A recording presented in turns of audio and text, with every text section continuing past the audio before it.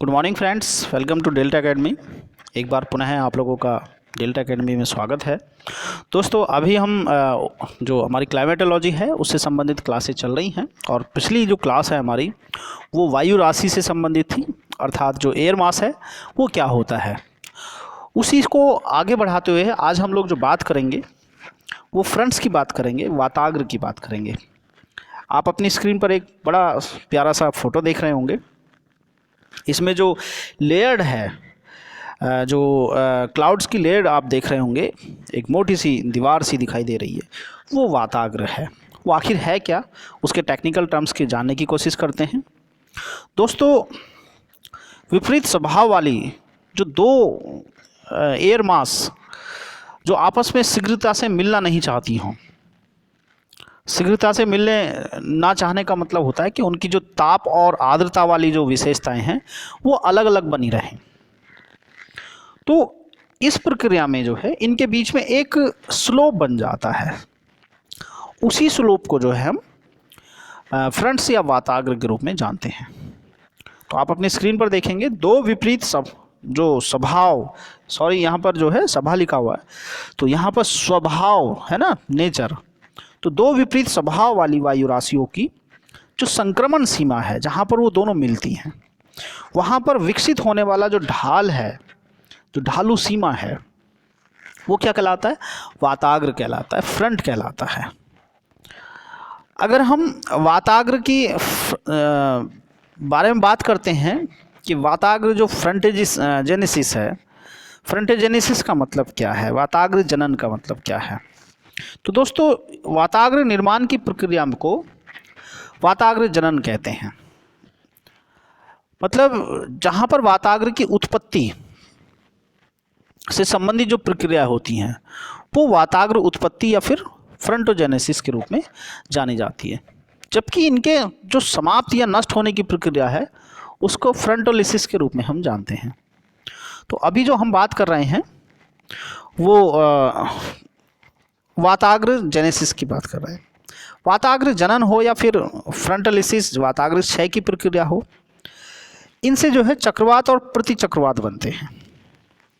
अतः वाताग्र जो है मौसम संबंधी विशिष्ट परिस्थितियों को उत्पन्न करते हैं। जब आप देखते होंगे इस प्रकार की जो दशाएं हैं उत्तर भारत में, अगर हम स्पेशली बात करते हैं हरियाणा या पश्चिमी उत्तर प्रदेश, तो यहाँ पर मई और जून के महीने में जो बादल दिखाई देते हैं, एक बाढ़ सी दिखाई देती है अचानक से ब्लू कलर की, वो वाताग्र बन पाते हैं। दोस्तों, वाताग्र जो हैं, चाहे ये जनन या क्षय हो, तो इन्हीं से जो है चक्रवात और प्रतिचक्रवात की जो है उत्पत्ति होती है। अब हम बात करेंगे वाताग्र को प्रभावित करने वाले जो कारक हैं वो कौन कौन से हैं। तो ताप और आर्द्रता, ये जो है हमारी वायु राशि की एक पहचान होती है। जो भौतिक कारक होते हैं, यही भौतिक कारक जो हैं वाताग्र जनन को प्रभावित करते हैं। और ताप और आर्द्रता संबंधी दो अलग अलग गुणों वाली जो वायु राशि होती हैं, जब ये एक दूसरे के आमने सामने आ जाती हैं तो एक ढाल का निर्माण करती हैं। उसी ढाल को जो है हम वाताग्र के रूप में जानते हैं। इसके अलावा जो गतिक कारक है, डायनेमिक फैक्टर जो है, वो भी वाताग्र जनन के लिए जो है आवश्यक है। अगर हवाएं आपस में आमने सामने नहीं आएंगी तो भी ये समस्याएं बनी रहेगी। विभिन्न जो वायु राशि हैं उनका जो मूल स्थान होता है वो दूसरे जब जगह पर चलना शुरू होती हैं, एक दूसरे के आमने सामने आना शुरू होती हैं, तब वाताग्र का उत्पत्ति होती है। दोस्तों, दो अलग अलग स्वभाव वाली वायु राशि का अभिसरण मतलब कन्वर्जेंट है ना, एक जगह मिलना आवश्यक होता है। अगर ये दूर दूर जाएंगी तो वाताग्र नहीं बन पाएंगे। विषुवत रेखा पर व्यापारिक जो पवनें होती हैं, व्यापारिक पवनें जो अश्व अक्षांश से भूमध्य रेखा की ओर चलती हैं, जो 30 डिग्री और 35 डिग्री के बीच में जो उच्च दाब पाया जाता है, वहाँ से जब ये 0 डिग्री की तरफ हवाएं चलती हैं तो उसमें स्वभाव में जो है समानता होने के कारण जो है वाताग्र नहीं उत्पन्न होते हैं। तो इस वाले क्षेत्र में उत्पन्न नहीं होते हैं। आप लोगों ने देखा होगा टाइफून और हरिकेन की जो ये हैं, ये वाताग्र के कारण ही उत्पन्न हो पाते हैं। लेकिन यहाँ पर कम होते हैं इस क्षेत्र में। जब हम एयर मास का कन्वर्जेंट करते हैं तो वाताग्र जो है वो बनने शुरू हो जाते हैं। तो इस प्रकार से वाताग्र को प्रभावित करने वाले जो कारक हैं वो आप देख सकते हैं। आगे हम बात करेंगे, ये जो फ्रंट्स हैं इसके प्रकार कितने हैं। तो ये 4 प्रकार के होते हैं: warm fronts, cold fronts, occluded fronts and stationary fronts. अगर हम उष्ण वाताग्र की बात करते हैं, वार्म फ्रंट्स की बात करते हैं, तो जब कोई वायु राशि एक प्रदेश से दूसरे प्रदेश की ओर संचालित होती है तो वह गर्म और हल्की हो जाती है, और उसका जो स्वभाव है वो कैसा होता है, आक्रामक होता है। और उस प्रदेश में पहले से जो विद्यमान जो ठंडी एयर मास है, वायु राशि है, उसके ऊपर वो चढ़ जाती है। इस प्रकार से जो है वाताग्र उष्ण वाताग्र कहलाता है, जो इस प्रकार से निर्मित वाताग्र है।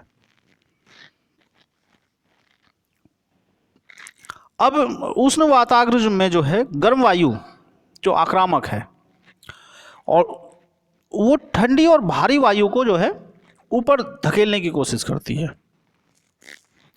यदि आक्रामक गर्म वायु जो है शुष्क और स्थायी हो तो बहुत ऊंचाई पर जाने पर जो है ठंडा होना शुरू हो जाएगी, और इस ठंड के कारण जो है जो उष्ण वाताग्र है उसका ढाल जो है वो हल्का पड़ेगा, और जिससे जो है बहुत समय तक जो है बारिश होती रहती है। और इस प्रकार की जो बारिश होती है बहुत बड़े क्षेत्र में होती है, लेकिन बहुत अधिक नहीं होती है, बहुत हल्की हल्की बारिश होती है। उष्ण वाताग्र को जब हम आगे निकल जाता है तो एक चक्रवात बनता है जिसे हम वार्म सेक्टर कहते हैं। इसमें जो है ताप में वृद्धि और वायु दाब जो है कम हो जाता है, और वर्षा जो है रुक जाती है, और जब वर्षा रुकेगी तो फिर मौसम साफ हो जाता है। तो इस प्रकार से जो वार्म हमारा ये उष्ण वाताग्र है उसको हम देख सकते हैं। अब हम बात करेंगे कोल्ड फ्रंट की, यानी कि शीत वाताग्र की। तो जब ठंडी और भारी वायु जो है उसमें आक्रामकता आ जाए, उसमें डायनेमिक प्रॉपर्टी डेवलप हो जाए, तो ऐसा करने से वो क्या होगा, वो गर्म और हल्की वायु राशि के ऊपर उठ जाती हो, तो इस प्रकार से जो है शीत वाताग्र उत्पन्न होते हैं। तो मौसम साफ रहता है, और अगर ये रुक गया तो मौसम में जो है जो कपासी जो कॉटन टाइप के जो मेघ होते हैं, बादल होते हैं, उनके कारण फिर बारिश होनी शुरू हो जाती है। ताप कम और दाब अधिक होने के कारण जो है वर्षा बिजली की चमक और बादलों की गर्जन के कारण इसमें होती रहती है, और कभी कभी तो ओले भी पड़ जाते हैं इसमें, है ना। अचानक से जो ओले बनते हैं वो इसी प्रकार से आ जाता है। अब हम बात करेंगे ऑक्लूडेड, यानी कि अधिवृष्ट। नाम से पता लग रहा है अधिवृष्ट वाताग्र का निर्माण जो है तब होता है जब कोई ठंडी वाताग्र वाली जो तीव्र गति से जब आगे बढ़ती है और उष्ण वाताग्र से मिल जाए, और गर्म और हल्की वायु धरातल के संपर्क में जो है समाप्त हो जाए, तो इस प्रकार से एक ही प्रकार का वो बन जाएगा।